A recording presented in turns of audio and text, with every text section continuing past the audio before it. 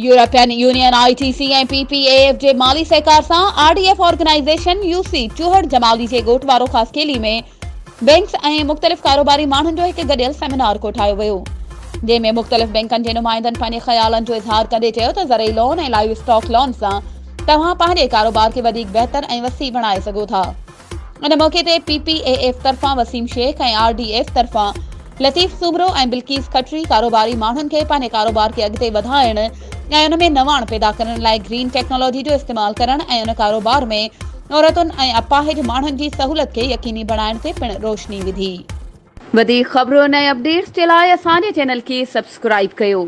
ऐं हा, बेल आइकन खे प्रेस करण न विसारिजो त जीअं असांजी हर नई अचण वारी वीडियो तव्हां ताईं पहुची सघे।